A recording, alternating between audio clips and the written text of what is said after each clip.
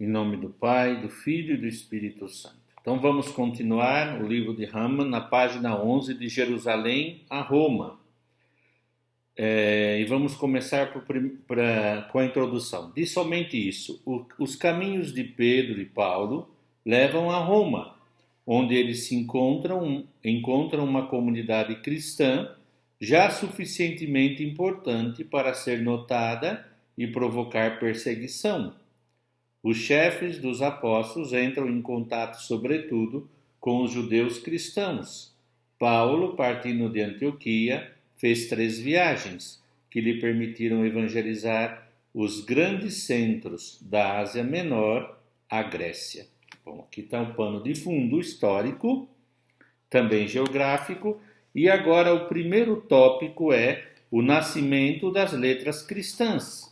O que seria o nascimento das letras cristãs? É isso que nós vamos ver aqui, nessas páginas, né? Que nos ajudam a compreender melhor o que significa o nascimento das letras cristãs. Então acompanhe comigo no livro do Haman, aqui 2 colunas. Penso que vocês já terão o livro ou digitalizado, e assim vamos. Os primeiros escritos, como a Carta de Clemente, são contemporâneos das últimas obras do Novo Testamento, talvez anteriores a elas. E desde o começo afirmam-se culturas diferentes, que às vezes se interpenetram, outras vezes se desenvolvem paralelamente. O caminho do sul, de Jerusalém a Roma, passando por Alexandria ou pela África, atravessa cidades onde o judaísmo estava firmemente implantado. A comunidade cristã se organiza segundo o modelo da sinagoga. O caminho do norte parte de Antioquia em direção à Grécia, passando pela Ásia Menor. O apóstolo das nações, Paulo, segue as grandes artérias e planta a cruz nos centros vitais. Éfeso, Corinto, Tessalônica. Os adeptos vêm principalmente do mundo pagão, de cultura grega. E agora, no nascimento das letras cristãs, final da página 11, primeiro, os escritos judeus cristãos. Aí vai. Os judeus que aderem à igreja conservam suas traduções. Abrão continua sendo seu pai e a Bíblia seu livro que balizou a rota do Evangelho. Eles trazem consigo também escritos chamados apócrifos, que proliferam na época e que alguns não hesitarão em entremear com interpolações cristãs. Assim, o livro de Enoque e os oráculos de Sibilinos. A Igreja conserva as formas da oração judaica: confissão de fé, doxologia, salmos, profecias messiânicas. A liturgia primitiva se inspira na sinagoga. O ritual batismal faz empréstimos do batismo dos prosélitos. A Eucaristia, ainda ligada a uma verdadeira refeição, usa as orações das refeições religiosas judaicas que afloram na Didaquê. Esse livro, a Didaquê, cita ministérios que existiam nas sinagogas, profetas, doutores. Devem-se acrescentar os presbíteros, os anciãos, que dirigiam colegialmente as comunidades judeus cristãs. Os escritos que provêm desse meio se escrevem sob a influência bíblica. A Odes de Salomão se aproximam da inspiração dos salmistas. O pastor de Hermas imita a apocalíptica judaica e conserva suas imagens e seus símbolos. A Didaquê e a Carta de Barnabé nos fornecem a exposição das 2 vias, exposição conhecida hoje pelos textos de Qumran. Então agora nós vamos ver aqui esses textos aqui. O que é a Didaquê, a Carta de Barnabé e etc. Página 12 no final. O que é a Didaquê? Primeiro vademecum dos missionários do meio judeu-cristão. A Didaquê teve várias redações. Ela segue as etapas da catequese com uma parte doutrinal e uma parte litúrgica. O seu conteúdo se divide nas partes seguintes: as duas vias, o batismo, o jejum, a oração, a Eucaristia. As diretrizes litúrgicas descrevem a organização da igreja, a reunião dominical e a preparação para o retorno de Cristo com a oração Maranatá, conservada em aramaico. A carta de Barnabé, ou a chave da Escritura, texto anônimo, ficticiamente atribuído ao apóstolo Barnabé, faz pensar nas comunidades de Damasco e Qumran.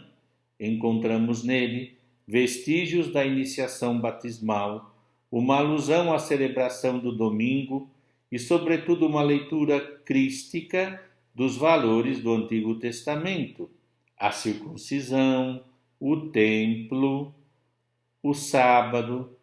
A leitura alegórica da Escritura, praticada em Alexandria de Filon a Orígenes, é considerada a única verdadeira.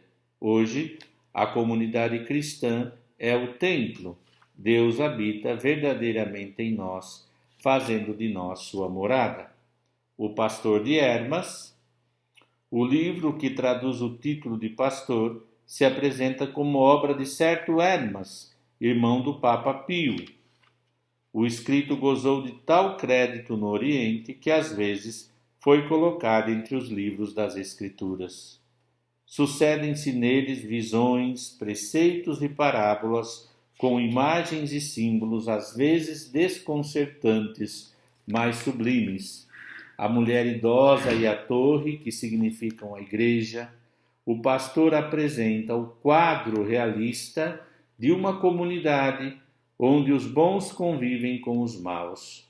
Os interesses materiais, a fraqueza, o cansaço e a perseguição provocam o abandono e até a apostasia de certo número.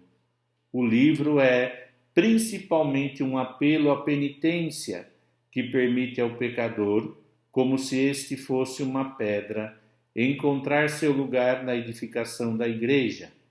O acabamento coincide com o fim dos tempos. E aqui ele cita uma frasinha no recortado da página 13 de Irineu. Hoje, para se ver claramente, deve-se interrogar a tradição que vem dos apóstolos. E no final da página 13 nos explica as Odes de Salomão, ou a primeira poesia cristã. Essa coleção de 42 odes foi atribuída ficticiamente ao rei Salomão. Inegavelmente, essa obra é cristã, mas não exclui a autoria de um judeu cristão. Ela é primeira lírica da Igreja, redigida sob a influência do pensamento e da poética semítica, usando, por exemplo, o processo do paralelismo. Nela, uma teologia arcaica cultiva temas como a epopeia de Cristo vitorioso, a descida aos infernos, a maternidade virginal de Maria, a recordação da água batismal, a volta ao paraíso, e a vida cristã é entendida como uma união nupcial. Aqui vocês vão ver que o livro do Hamann sempre faz isso. Cita sempre algumas fontes, né, que nós precisamos ler um pouquinho. Pois bem, só para resumir, esses nascimento das letras cristãs, o primeiro ponto são os escritos judeus cristãos, de pessoas de homens sábios e mulheres, não sabemos as fontes, que não sabemos ao certo, porque os autores, a maioria, são fictícios, próprios daquele tempo, mas trazem uma profundidade que nos faz ver que os judeus que se convertiam ao cristianismo, seguindo a estrutura da sinagoga, da forma de leitura e explicação, a exegese ou a hiperbole. Eles fazem hiperboles exegéticas, hiperboles no sentido de hiperboles de colocar dentro comentários baseados na sua tradição judaica à luz de Cristo, né? E isso tudo nos leva a compreender melhor o que são esses temas, tá bom? Eu queria que vocês então pudessem acompanhar comigo, porque senão a gente se perde um pouco, mas é bom ler, né? Hipérbole, como eu já li aqui, é ênfase expressiva, às vezes exagerada na retórica, na forma de falar, mas sobretudo de escrever também. Então vamos ver, lá na página 14 e 15 temos um texto da Didaquê, e diz assim: no que se refere à Eucaristia, dai graças assim, primeiramente para o cálice. Nós te damos graças, ó Pai nosso, pela santa vinha de Davi, teu servo. Tu nos lá fizeste conhecer por Jesus Cristo, teu Filho. Glória a ti pelos séculos. Depois para o pão partido. São orações que se usavam no banquete pascal, no Seder pascal e também no Shabat, no sábado dos judeus. Depois para o pão partido. Nós te damos graças, ó Pai, pela vida e pelo conhecimento que nos conhecestes por Jesus Cristo, teu Filho. Glória a ti pelos séculos. Como esse pão partido, antes disseminado sobre as montanhas, foi reunido para ser apenas um. Reúne do mesmo modo a tua igreja das extremidades da terra em teu reino. Sim, a ti são a glória e o poder por Jesus Cristo pelos séculos. Depois de terdes comido o pão, agradecei assim. Nós te agradecemos, ó Pai Santo, por teu santo nome, que abrigaste em nossos corações pelo conhecimento, pela fé e pela imortalidade, que nos concedestes por Jesus Cristo, teu Filho. Glória a ti pelos séculos. Tu, Senhor Todo-Poderoso, criaste o universo para o louvor do teu nome e deste aos homens a comida e a bebida para o regozijo, a fim de que eles te deem graças. Mas a nós, tu, nos deste um alimento e uma bebida espirituais e a vida eterna por teu Filho. Glória a ti pelos séculos. Lembra-te, Senhor, de livrar a tua igreja de todo mal e de completá-la em seu amor. Reúne dos quatro ventos a igreja que santificaste, no reino que preparaste para ela, porque a ti pertencem o poder e a glória pelos séculos. Venha a tua graça e passe este mundo. Hosana ao Deus vivo. Quem é santo, venha. Quem não é, faça penitência. Maranatá. Amém. Aqui nós vemos que eles pronunciam beracás hebraicas durante a Santa Missa, dizendo assim, que beracás são bendições, dizer a Deus de modo ascendente, né? De mim que chega a Deus, agradecendo porque Ele já desceu sobre nós. Ele vem através de Cristo no Espírito Santo. Beracá, tá bom? Bom, na página 16 e 17 nós vamos ler um texto das Odes de Salomão, que nós já vimos que são esses poemas líricos muito lindos, também de origem judaica cristã. Vamos lá. Meu coração foi podado e sua flor apareceu. A graça germinou nele e deu frutos para o Senhor. O Altíssimo me poupou por seu Espírito Santo e descobriu meus rins e me encheu de seu amor, e a ferida se tornou minha salvação. Corri pelo caminho de sua paz, pelo caminho da verdade, do começo ao fim. Recebi seu conhecimento e apoiei-me na rocha da verdade, na qual ele me tinha colocado. Uma água falante se aproximou dos meus lábios, vindo da fonte liberal do Senhor. Bebi e fiquei inebriado da água viva que não morre. Minha embriaguez não foi a perda da razão, mas abandono da vaidade. Voltei-me para o Altíssimo, meu Deus. Tornei-me rico por sua liberalidade. Abandonei a loucura da terra, despojei-me dela. Atirei-me para longe de mim. O Senhor me renovou com a sua veste e tornou-me para si por sua luz. Do alto ele me deu um repouso incorruptível. Tornei-me como uma terra que germina, floresce e dá fruto. Como o sol sobre a face da terra, o Senhor iluminou meus olhos.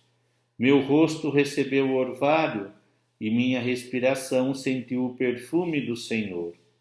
Ele me transportou para o seu paraíso, onde estão a riqueza e a suavidade do Senhor.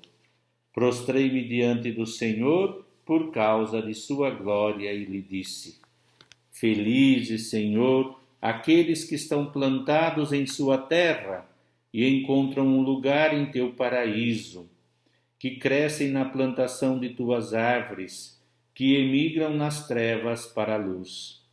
Eis que todos os teus trabalhadores são excelentes e fazem boas obras, e se afastam da iniquidade para saborear a tua suavidade. Eles rejeitaram o amargor das árvores quando foram plantados em tua terra. A terra toda é como uma relíquia de ti. É uma recordação eterna de tuas obras fiéis. É grande o local de teu paraíso. Nele nada é estéril, tudo se carrega de frutos. Glória a ti, ó Deus, delícia do paraíso para sempre. Aleluia. E na página 18 e 19, nós vamos ver um outro exemplo desse período dos escritos judeus cristãos, o pastor de Hermas, a construção da torre e a penitência. Me acompanhe, é muito lindo, é suave. Vai fazendo a gente rezar estudando, tá bom? A essas palavras a mulher quis afastar-se, mas caindo a seus pés, conjurei-a em nome do Senhor a mostrar-me a visão que ela me tinha prometido. Então ela me tomou de novo pela mão, me levantou e me fez assentar no banco, à esquerda. Ela assentou-se à minha direita. Depois, erguendo uma varinha brilhante, disse-me: Vês alguma coisa grande? Senhora, respondi, não vejo nada. Olha de novo, disse ela. Não vês diante de ti uma grande torre sendo construída dentro da água, com pedras quadradas e resplandecentes? Com efeito, a torre, de forma quadrangular, estava sendo construída pelos 6 jovens que tinham vindo com a senhora idosa. Outros homens aos milhares traziam pedras, tiradas umas do fundo da água, outras da terra, e as entregavam aos 6 jovens que as usavam para construir. As pedras tiradas do fundo da água eram colocadas na construção tais quais, porque elas se juntavam com exatidão umas às outras e todos os seus lados se adaptavam entre si. Elas coincidiam tão perfeitamente que não se viam suas juntas, e a torre parecia construída, por assim dizer, de um só bloco. Das pedras tiradas da terra, umas eram recusadas, outras empregadas na construção, outras quebradas em pedaços e atiradas para longe da terra. Outras pedras, em grande quantidade, jaziam em torno do edifício, sem serem usadas na construção, porque umas estavam fragmentadas, outras fendidas, outras danificadas, outras, enfim, brancas e redondas, não podiam entrar na construção. Depois de me ter mostrado essa visão, A mulher idosa quis partir. Senhora, disse-lhe eu, de que me serve ter visto tudo isso, se não sei a sua significação? Então agora, na página 18, a senhora, que é a imagem da igreja, vai explicar o sentido da torre. Diz assim: houve então a explicação das diversas alegorias da torre. Revelar-te-ei tudo, mas não me importunes mais a respeito de revelações, porque elas estão chegando ao termo, e agora seu número está completo. Mas não deixarás de reclamar, porque és insaciável. A torre que vês em construção sou eu, a igreja. Eu que te apareci há pouco e antes. Apresenta-me, pois, todas as perguntas que quisestes sobre a terra, e te responderei, para que vos alegreis, tu e os santos. Eis agora a explicação das pedras que entram na construção. As pedras quadradas e brancas que se adaptam com exatidão são os apóstolos, os bispos, os doutores e os diáconos que andaram nos caminhos santos de Deus e cumpriram com pureza e dignidade as suas funções de bispos, doutores e diáconos para o bem dos eleitos de Deus. Uns já morreram, outros ainda vivem. Eles nunca deixaram de fazer reinar entre si a concórdia, a paz e o respeito mútuo. Eis porque na construção da torre os seus lados se harmonizam também. E as pedras já colocadas, quem são elas? São aqueles que sofreram pelo nome do Senhor. E as pedras deixadas de lado, e as que são atiradas para longe, que figuram elas? Os pecadores que querem fazer penitência. Eles não são atirados para muito longe da torre, porque, se arrependerem, poderão entrar na construção. Aqueles, pois, que se dispõem ao arrependimento, depois que tiverem feito penitência,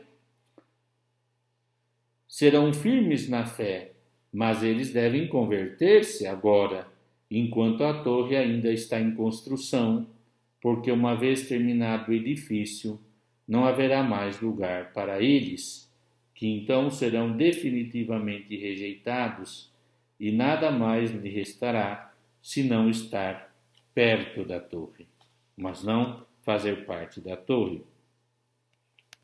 Eu espero que vocês possam ver que é tão bonito, né? A explicação de fazer parte da igreja e que tem um tempo. Então, nós terminamos na página 19 o primeiro ponto, que são o quê? Os escritos judeus cristãos. No nascimento das letras cristãs, o primeiro são os escritos judeus cristãos. E agora vamos começar na página 20, as primeiras cartas dos pastores à igreja da missão. Então agora nós vamos ler, espero que vocês me acompanhem, né? Essa primeira parte, a segunda parte da primeira parte, os escritos que são como que a base para compreendermos o quê? Compreendermos o nascimento das letras cristãs. As primeiras cartas dos pastores, à igreja da missão. Peguem a página 20, por favor. Graças à ação apostólica de Paulo, as comunidades de origem pagã eram numerosas. Elas pensavam a mensagem evangélica nas categorias do helenismo. O grego era a sua língua, como era de toda a bacia mediterrânea. Em grego. Notemos, caríssimos, que o Senhor nos mostra sem cessar a ressurreição futura, da qual Ele nos deu as primícias no Senhor Jesus, ressuscitando-o dos mortos. Consideremos, caríssimos, a ressurreição que se realiza no tempo fixado, o dia e a noite, nos mostram uma ressurreição. A noite se deita, o dia se levanta, o dia se vai e a noite vem. Tomemos os frutos, como se fazem as semeaduras. O semeador vai e atira as sementes à terra. Elas caem na terra, secas e nuas, e se desagregam. Depois, a partir dessa desagregação, a magnífica providência do Senhor as faz ressuscitar, e de uma só semente saem muitos brotos que crescem e dão frutos. Nós lemos o texto aqui na página 20, na primeira coluna de São Clemente de Roma sobre a ressurreição futura. E continua. Os primeiros escritos destas novas comunidades, pertencentes mais à vida que à literatura, são cartas de pastores. Clemente, bispo de Roma, já lemos um trechinho. Inácio, bispo de Antioquia. Policarpo, bispo de Ermina. E Pápias de Herápolis, autor das sentenças do Senhor. A carta era um vínculo entre uma comunidade e outra, entre um país e outro, entre os pastores e fiéis. As igrejas escreviam uma às outras para significar sua unidade, e os pastores tinham entre si e com as comunidades uma correspondência, que iam da informação à exortação. As primeiras cartas eram de bispos, chefes de comunidades de origem, principalmente paulina, assistidas por um diácono. Da organização sinagogal à responsabilidade episcopal. Houve um tempo de flutuação que se encerra com associação e integração. Integração disso, né? Que significa exatamente entre aquela igreja que nasce como uma continuação do esquema judaico para a sua própria estruturação. Clemente de Roma escreve a Corinto. Vamos lá, página 20. É o primeiro escrito cristão redigido por volta de 96, quando o apóstolo João ainda vivia em Éfeso. A Igreja Romana envia 3 legados portadores da carta a Corinto, o que confirma a autoridade da comunidade. Apesar de não ser citado, Clemente é o autor da carta. Ele intervém nessa comunidade turbulenta, na qual os jovens tinham afastado do colégio presbiteral membros experimentados. Escreve como quem quer ser obedecido. Agora vamos, Inácio de Antioquia. De Paulo a Inácio, existe a diferença que vai de um missionário que se adapta ao hinduísmo, ao hindu, que repensa o cristianismo, diz Danelu. De origem bastante modesta, Inácio sucede a Evódio como bispo de Antioquia, grande metrópole da Síria, no começo do século XI, quando a igreja tem 50 anos. Vindo do paganismo, formado pelos filósofos, ele conhece os processos da diatribe estoica e o refinamento da retórica asiática. Preso por volta de 110, foi conduzido sob escolta militar para Roma, onde não foi decapitado, mas atirado às feras. Na viagem leva consigo a solicitude de todas as igrejas que atravessa. Dita para elas 7 cartas que chegaram até nós, destinadas a Efésio, Magnésia, Trales, Filadélfia, Esmirna e Policarpo. A mais importante delas, dirigida aos romanos, antes de conhecê-lo, escrita em linguagem densa, é a que traduz melhor a paixão mística que o consome. Em mim não há mais fogo para a matéria, página 22, mas somente uma água viva que murmura dentro de mim. Vem para o Pai. As cartas de Inácio são uma joia da literatura cristã e uma das peças mais importantes da história antiga, rica de ensinamentos sobre a vida das igrejas. O bispo confessa a fé recebida dos apóstolos e é extremamente claro seu ensinamento sobre a divindade e humanidade de Cristo que ele defende contra os que diminuem sua realidade. Ele põe em guarda contra aqueles que judaizam e voltam à observância que ele considera caducas.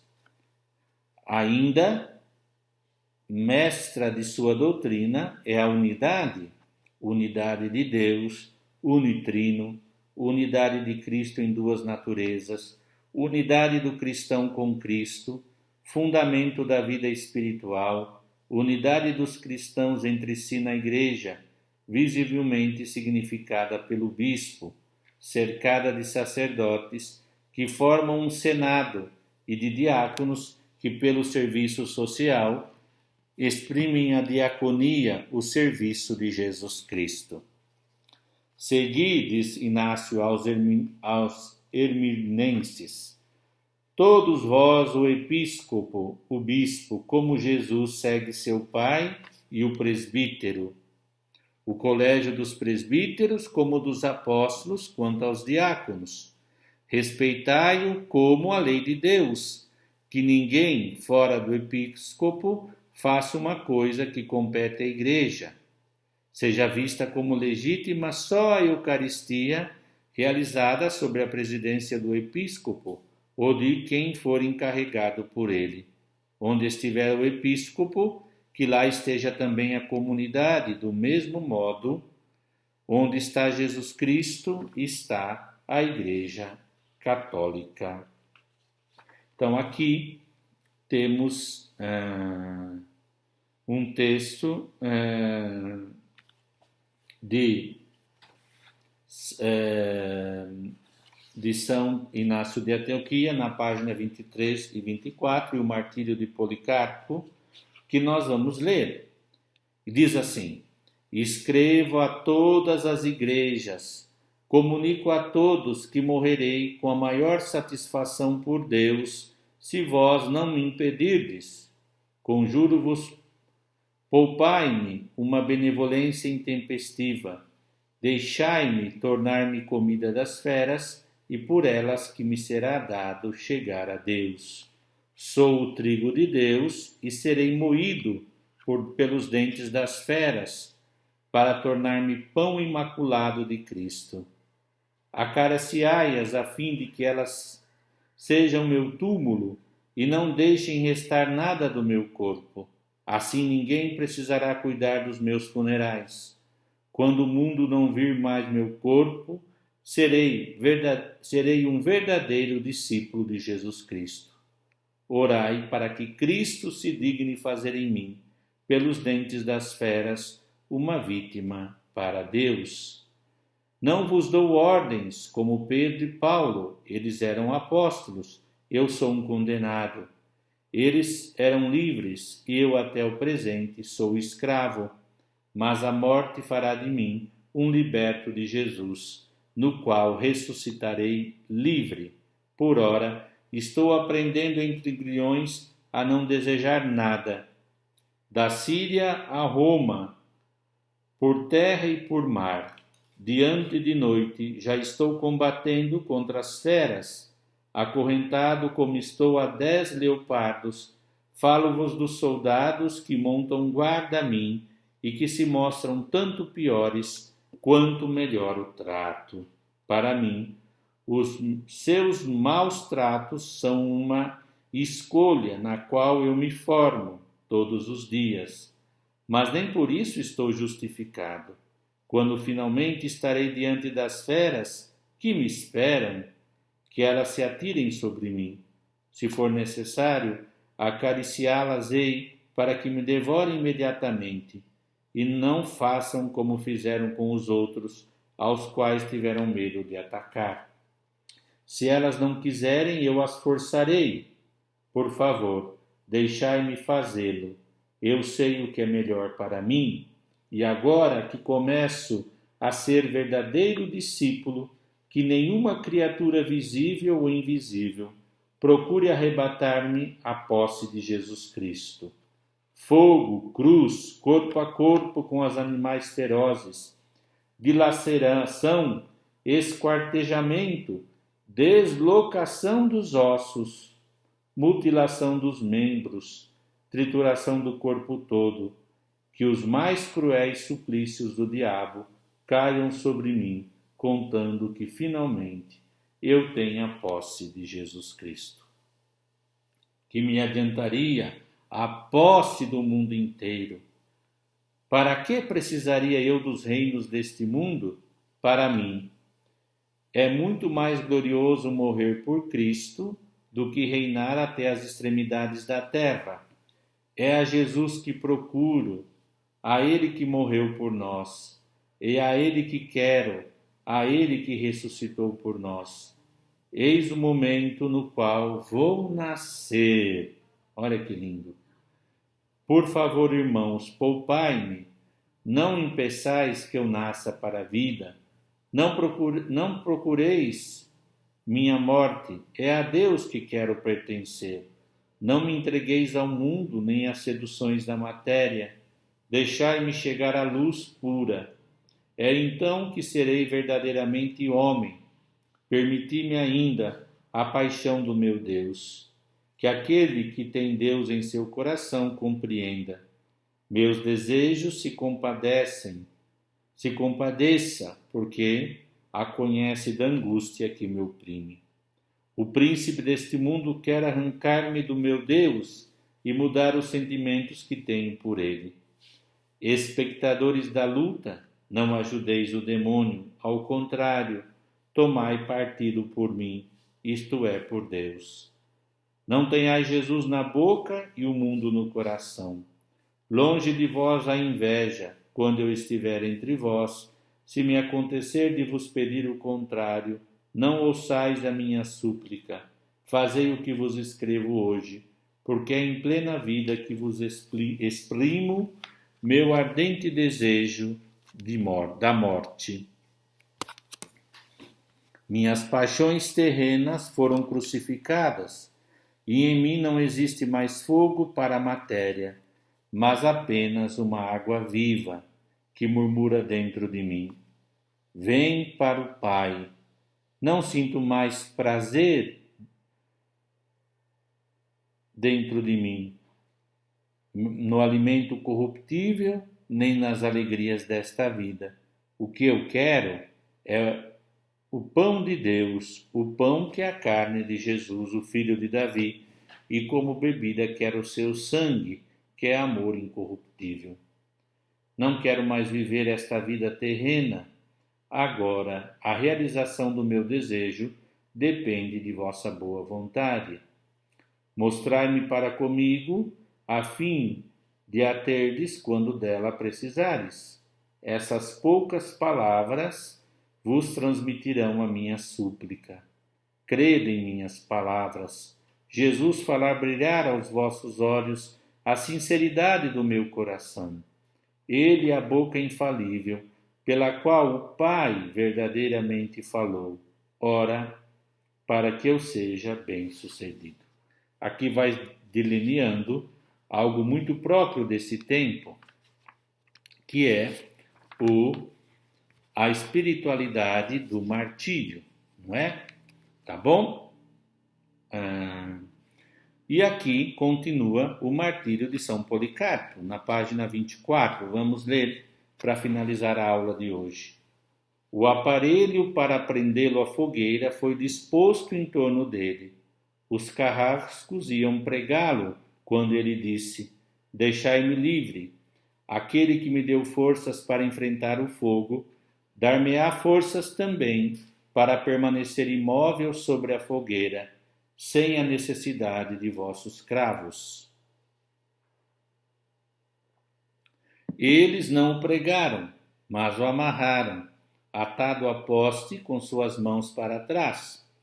Policarpo parecia um carneiro escolhido, distinguido no meio do grande rebanho para o sacrifício.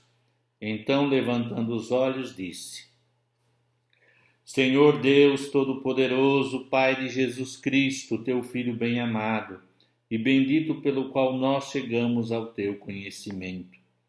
Deus dos anjos e dos poderes, Deus de toda a criação e de toda a família dos justos que vivem em tua presença. Eu te bendigo por me teres julgados dignos deste dia e desta hora, digno de ser contado entre teus mártires e de participar do cálice de teu Cristo para ressuscitar para a vida eterna, da alma e do corpo, na incorruptibilidade do Espírito Santo. Possa eu hoje com eles ser aceito em tua presença como uma oração preciosa e bem-vinda, como tu me preparaste para ela, como tu a mostraste a mim. Tu cumpriste tua promessa, Deus da fidelidade e da verdade. Por esta graça e por todas as coisas eu te louvo, te bendigo e te glorifico, pelo eterno e celeste sumo sacerdote Jesus Cristo, teu Filho bem-amado. Por ele que está contigo e com o Espírito Santo, glória te seja dada agora e pelos séculos futuros. Amém. Quando Policarpo lançou esse amém, terminando a sua prece, os homens da fogueira acenderam o fogo e a chama se elevou alta e brilhante. Neste momento, fomos testemunhas de um milagre e fomos poupados para poder contá-lo aos outros. O fogo se eleva em forma de abóbada, ou como uma vela inflada pelo vento, e envolvia o corpo do mártir. O bispo estava no meio, não como uma carne que se queima, mas como um pão que é dourado enquanto se coze, ou como o couro e a prata purificados no crisol. Durante esse tempo, sentimos um perfume delicioso, como o ouro do incenso, ou como dos mais preciosos aromas. Então, gente, nós estamos no primeiro período, né, dos escritos da época dos apóstolos, também chamado pré-apostólicos, que o capítulo diz de Jerusalém a Roma. Vimos a primeira parte, o nascimento das letras cristãs, que são 2 pontos: os escritos judeus cristãos e as primeiras cartas dos pastores. Não é? Policarpo, Clemente de Roma, certo? E, meu Deus, me deu um branco. Clemente de Roma, Inácio de Antioquia, Policarpo, não é?